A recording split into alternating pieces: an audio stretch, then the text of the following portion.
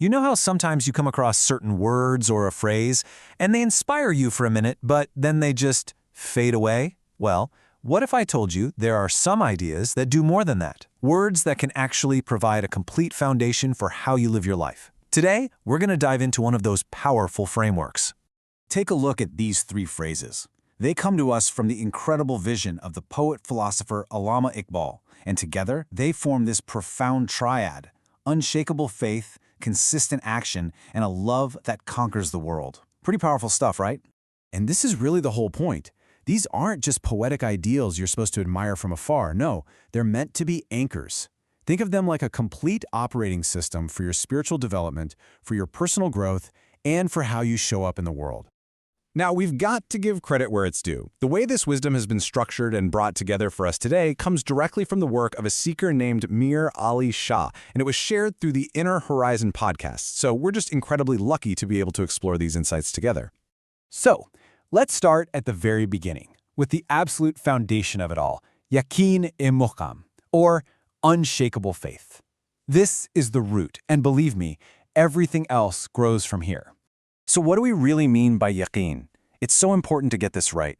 This isn't just a casual intellectual belief. It's an experiential certainty. It's a kind of deep knowing that settles right down into your heart, and it gives you this incredible inner stability, no matter what kind of chaos is swirling around you on the outside. And here's the thing. This certainty isn't static. It actually deepens in stages.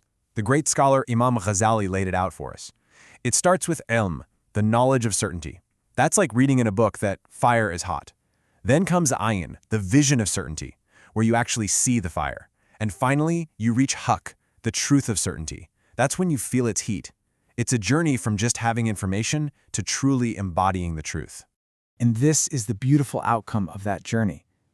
Once that deep, real, embodied faith truly enters your heart, there's just no room left for doubt. It can't survive in the same space. All you're left with is this profound trust and clarity. Okay, so we have this solid foundation of faith, but how does that translate into real life? Well, that's where we step onto the path of its expression, Amal-e-Paiham, or consistent action. If your faith is the foundation, then consistent action is the bridge that you build. It connects what you believe on the inside to real, tangible transformation in your life. And we're not talking about these sporadic, heroic bursts of energy. Paiham means something steady, a rhythm, a persistence, a commitment that goes way beyond just fleeting motivation. This idea is captured so perfectly in this prophetic teaching. It's not about the size of what you do, it's about the consistency. Small, steady deeds are valued so much more than these grand gestures that you can't keep up. There's just this immense power in daily, rhythmic practice. So how do we actually put this into practice? Well, the framework suggests 3 really practical steps. First, build some non-negotiable routines, even if they're tiny. Second, rely on those systems, not on whether you feel motivated on any given day. And third, and this is so important, always anchor your actions to your intention. Always ask, why am I doing this? Okay, so we have the foundation of faith, and we have the path of action. But where does it all lead? What's the ultimate goal here? This brings us to the third, and you could say the culminating pillar, Muhabbat-e-Fateh-e-Aalam, or world-conquering love. Let's be super clear here. We're not talking about romantic love. Muhabba in this context is this huge, expansive, almost divine kind of love. It's a force that helps you see beyond your own ego, that lets you serve other people without expecting anything back.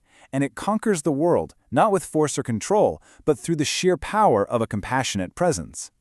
Rumi, of course, just nails the essence of this. This kind of love is the ultimate connector. It dissolves that illusion of separation between you and other people, between you and the world, between you and the divine.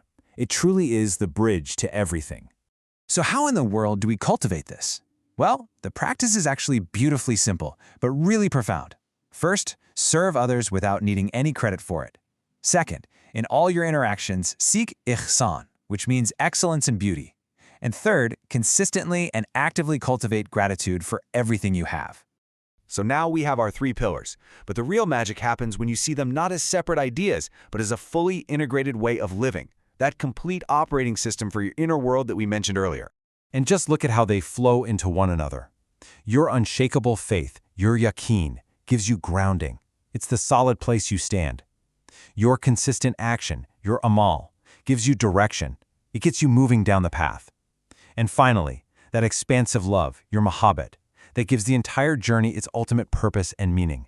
Each one enables the next. And this comparison makes it so clear why you need all three. Without that deep faith, your actions are probably just anxious and fearful. Without action, your faith is just a passive, theoretical idea. And without love, well, both your faith and your actions can become dry, rigid, maybe even ego-driven. The whole goal is to integrate them, to have grounded action, embodied faith, and a truly transformative presence. So why does this matter so much right now? Well, in our modern world, which is so often defined by uncertainty, burnout, and just a feeling of being pulled in a million directions, this timeless framework offers a really powerful, really relevant path back to wholeness. It's a way to find your center again. And let's end on this gentle reminder. The journey this framework is describing, it's not about achieving some impossible standard of perfection, so you can let that pressure go. It is simply and profoundly about becoming aligned. Aligning your heart, your hands, and your purpose. So as we close out this explainer, the only question that's really left is a personal one for you. With these three principles in mind, unshakable faith, consistent action, and expansive love, how will you find your alignment?